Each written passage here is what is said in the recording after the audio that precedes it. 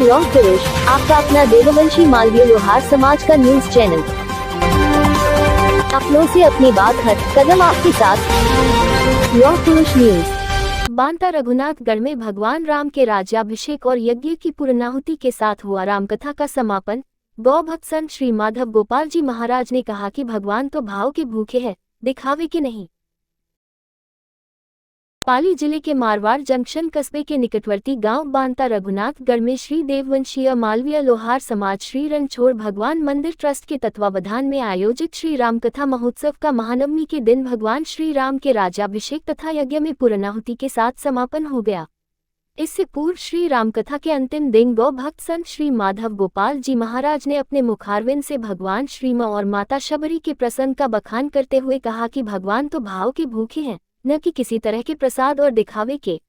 मन में भाव अगर निस्वार्थ सेवा के हो तो भगवान स्वयं दौड़े चले आते हैं। भगवान श्री राम और माता शबरी का ये प्रसंग सुनकर सभी श्रद्धालु भाव विभोर हो गए।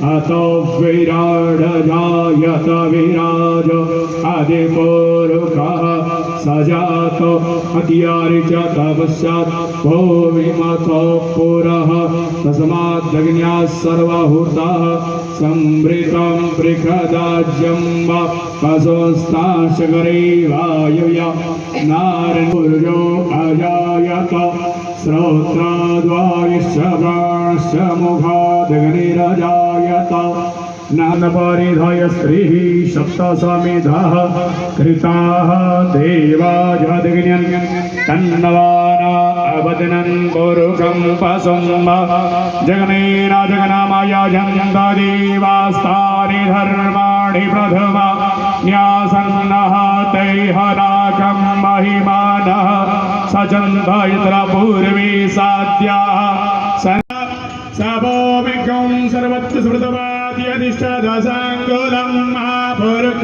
एवेदज्ञं सर्वं यद्भूतं यच्च भाव्यं महाभूतामृतत्वविशेषाणां यदन्येनातिरोहति एतावानस्य महिमातो ज्यायाश्च पुरुषः पादोश्च विश्वभूतानि त्रिपादस्य मृतं देवे त्रिपादोर्ध उद्दैत पुरुषः पादोसेहा भवता जाता अजावयः कंजग्न्यं बरहिकि प्रोक्षं पुरुषं जातो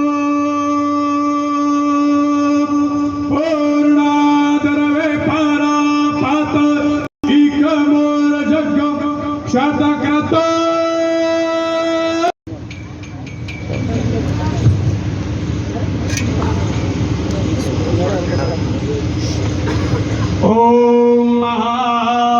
ओम वसोः पवित्रमसि शतधारं वसोः पवित्रमसि सहस्रधारं मा देव स्वासविता पुनातु वसः पवित्रेण शतधारेण सुप्राकामदुक्षः ओम द्यौ शान्तिरन्तरिक्षं शान्ति पृथिवी शान्तिरापः शान्तिरुग्रे शान्तिर्वनिर्वे शान्तिर्विश्वे देवाः शान्तिर्ब्रह्म शान्तिर्धर्मो शान्ति शान्तिरेव शान्ति सामा शान्तिरेधि।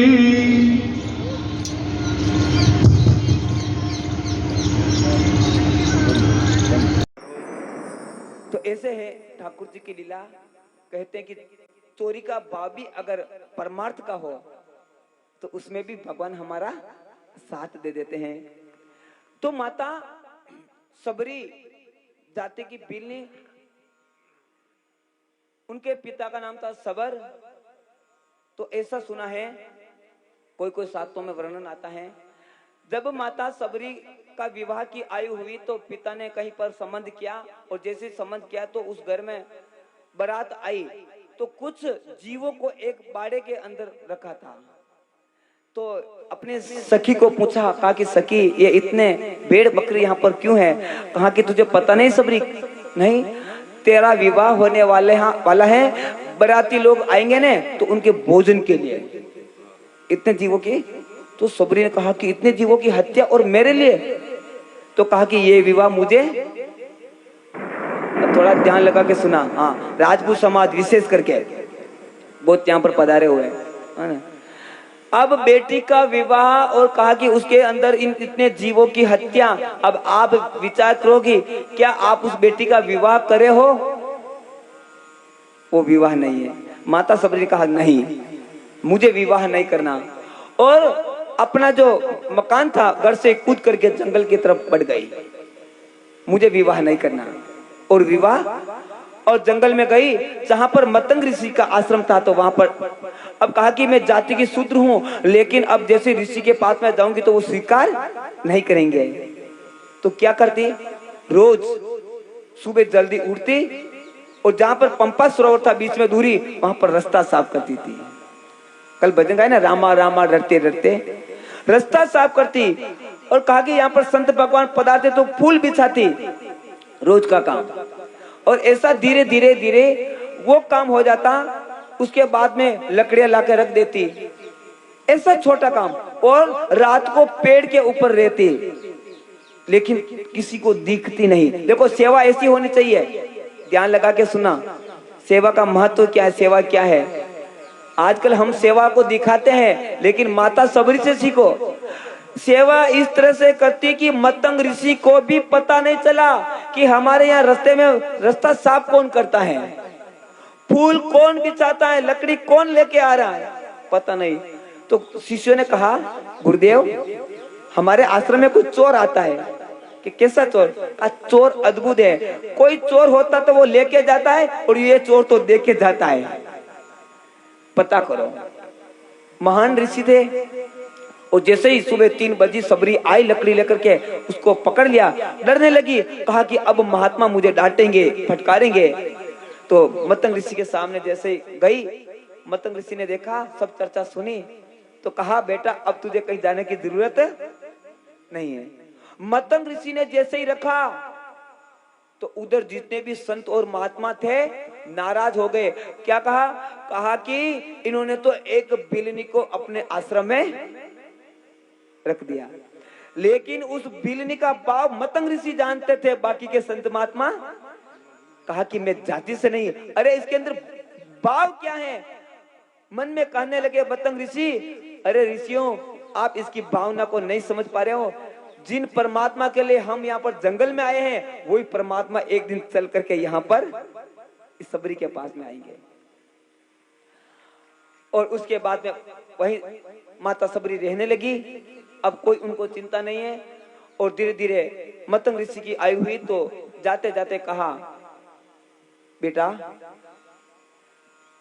जिस परमात्मा का हम भजन करते हैं, उस परमात्मा का सामने दर्शन तो मैंने किया नहीं, अभी अनुभव जरूर किया है, लेकिन आज तेरी श्रद्धा और विश्वास इतना प्रबल है कि मैं आज तुझे एक वचन देता हूं कि वो परमात्मा एक दिन चल करके तेरे द्वार के ऊपर आएंगे।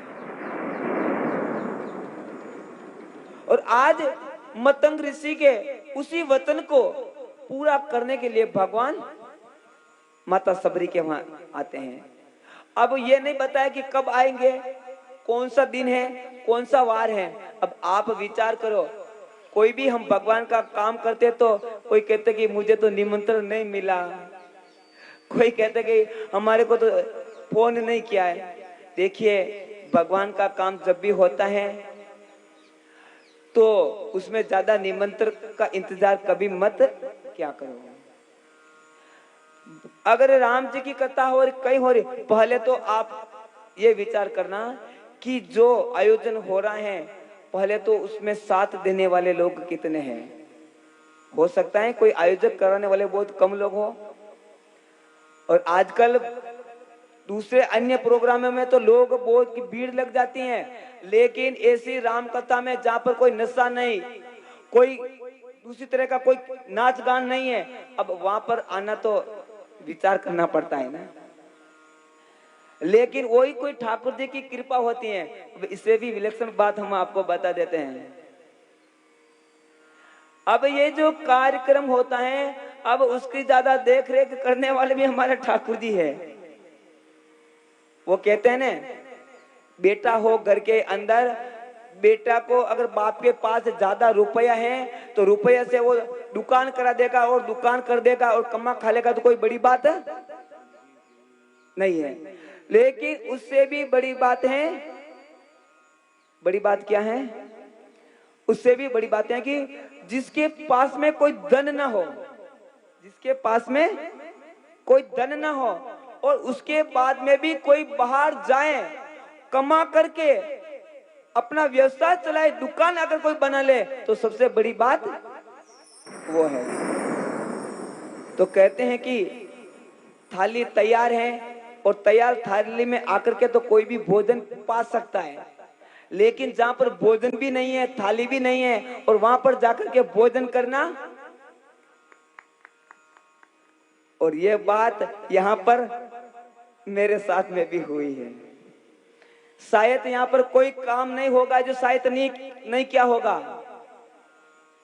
बहुत बड़ा आनंद आया, टेंट लगाने से लगाकर, साउंड से लगाकर, सब काम, और वो भी बड़ा आनंद से। अब आप विचार करो, कोई साधु महात्मा करेगा क्या ऐसा? वो तो जब कथा शुरू होगी तब आएंगे, कभी चलो माले का टाइम है, और यहाँ पर तो यहाँ तक तो वेल्डिंग का काम तक कर दिया है। ठाकुर जी ने कहा बेटा व्यासपीठ पे अगर बैठना है तो थोड़ा ये भी सीख ले, कर ले काम। तो सबसे बड़ी बात है, कहा कि शादी करना कोई बड़ी बात नहीं है, करनी चाहिए, लेकिन उस शादी को अपने बल के ऊपर, अपने पैरों पर खड़े रह करके अगर आप काम करोगे तो सबसे बड़ी बहादुरी वो है।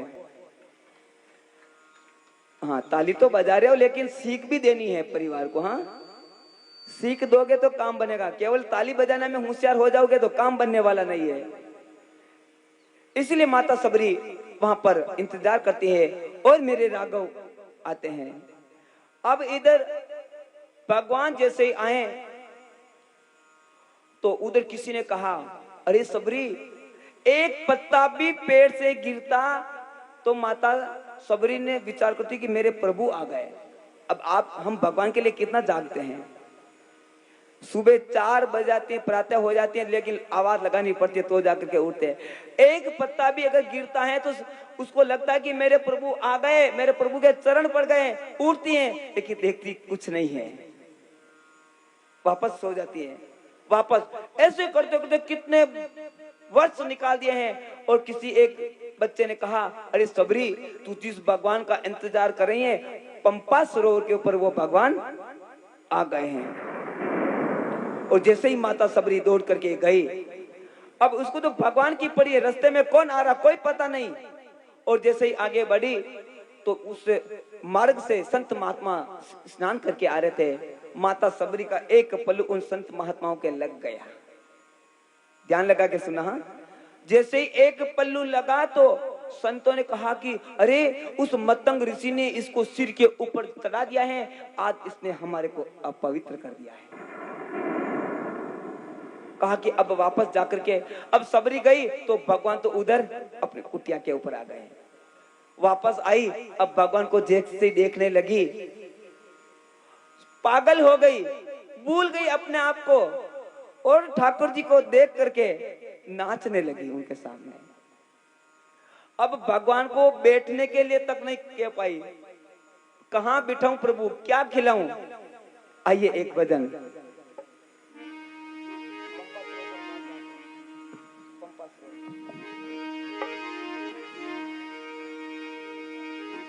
आस नहीं है रामा, कहाँ मैं बिठाऊं, कहाँ मैं बिठाऊं रामा, कहाँ मैं बिठाऊं। आस नहीं है रामा, कहाँ मैं बिठाऊं, कहाँ मैं बिठाऊं रामा, कहाँ मैं बिठाऊं। टूटी पड़ी है घाट घाट पे, बैठे लक्ष्मण राम राम मेरे घर आना, ओहो राम मेरे घर आना, राम मेरे घर आना, राम मेरे घर आना। पंपा सरोवर घाट घाट पर, पंपा सरोवर घाट घाट पर, सबरी जो वे बाट, राम मेरे घर आना, राम मेरे घर आना, ओ राम मेरे घर आना,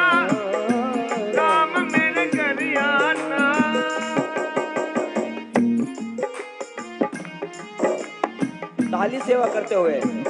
हरि बोल, हरि बोल।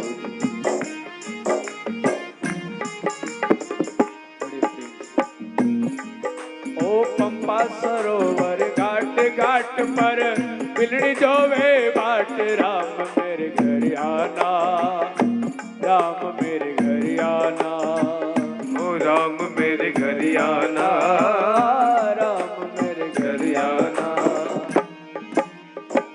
आसन नहीं है रामा कहाँ में बिठाऊं, कहाँ में बिठाऊं रे रामा, कहाँ में बिठाओ। यासन नहीं है रामा कहाँ मैं बिठाऊं, कहाँ मैं बिठाऊं रामा, कहाँ मैं बिठाऊं। टूटी पड़ी है खाट खाट पर बिछा रखी है सार, टूटी पड़ी है खाट खाट पर बिछा रही है साल। राम मेरे घर आना, ओ राम मेरे घर आना, राम मेरे घर आना, राम मेरे घर आना। पंपा सरोवर घाट घाट पर, पंपा सरोवर घाट घाट पर सबरी जोवे बाट राम मेरे घर आना, ओ राम मेरे घर आना, राम मेरे घर आना, राम मेरे घर आना।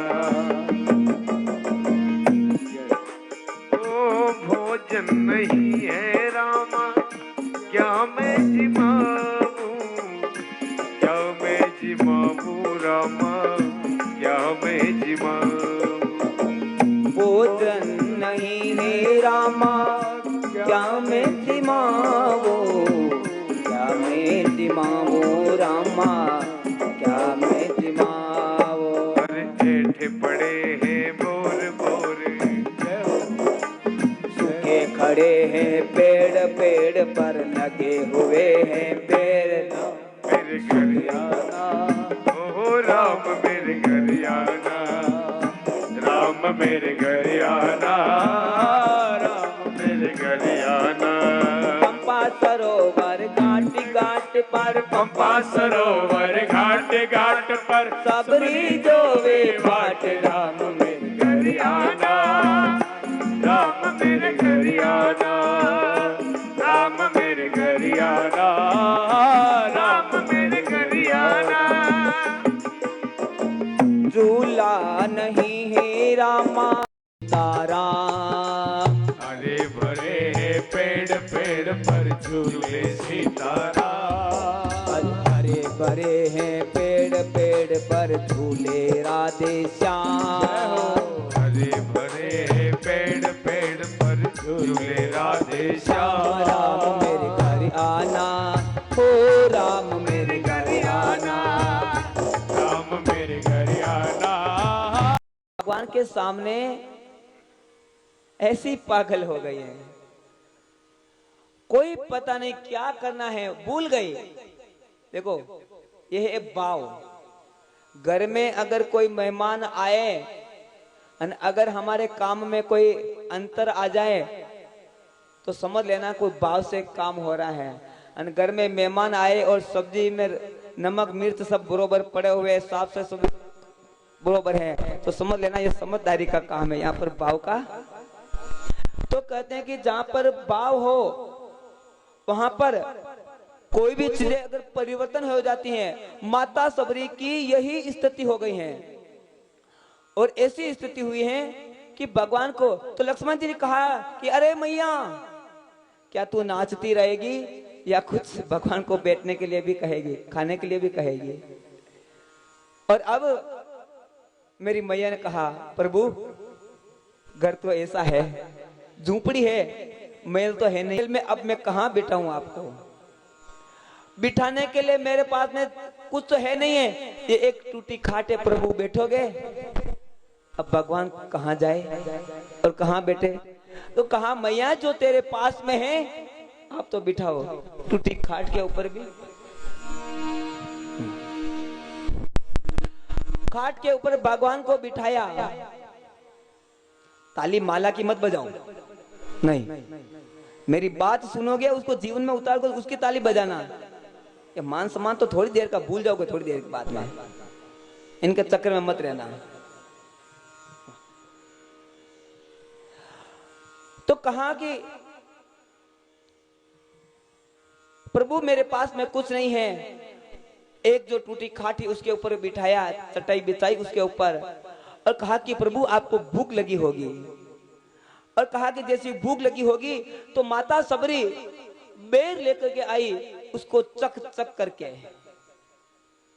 और जैसे चक चक करके भगवान को बेर खिलाने लगे तो मेरे राघवेंद्र सरकार बड़े प्रेम और भाव के साथ में वो उन बेरों को खाने लगे।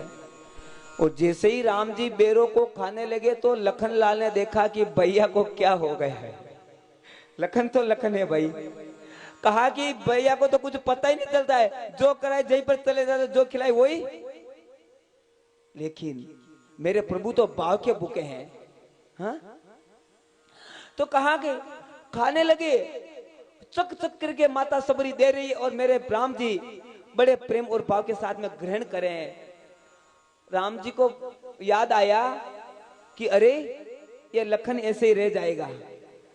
तो राम जी ने कहा कि मैया मेरा छोटा भाई ये भी खड़ा है, इसको भी थोड़ा प्रसाद मिलना चाहिए। तो राम जी ने कुछ बोर लेकर के जैसे ही लखन को दिया तो लखन ने कहा कि ये तो बिल नहीं है, मैं इसका हाथ से खाने वाला नहीं हूं। ले तो लिया, अब भैया की आज्ञा का उल्लंघन तो नहीं करते हैं। लेकिन संत महात्माओं के श्रीमुख से सुना है कि लक्ष्मण जी ने एक भी बेर खाया और क्या किया, उन बेरों को पीछे फेंक दिया। राम जी कहने लगे मन में कि अरे लखन थे ने बहुत बड़ी गलती कर दी रे। अरे ये बेर नहीं है, ये तो इस जगत की वो चीज है लखन जो अब तेरे को सुलभ नहीं है। तो कहते हैं कि त्रेता में भगवान राम को बेर और द्वापर में विदुरानी का छिलका का जो आनंद मिला वो वापस कभी। लेकिन राम जी ने कहा कि मेरा भक्त का कोई अपमान कर देता तो मैं उसको सहन। कहा कि लखन तेरे को इसका दंड तो मिलेगा। और क्या दंड मिला उसका? कहा कि जिस बेर का तू अपमान कर रहा है वही बेर तेरे काम आएगा। और जब लक्ष्मण जी को मेघनाथ ने शक्ति बाण लगाया और मूर्छा आई, और उसी समय में वही बेर आगे जाकर के द्रोणागिरी पर्वत पर सजीवन बूटी बने और लक्ष्मण जी की मूर्छा तोड़ी। इसीलिए दीनानाथ भाव को, इसलिए मेरे प्रभु ने कहा, क्या कहते हैं, कर्म प्रदान विसरति राखा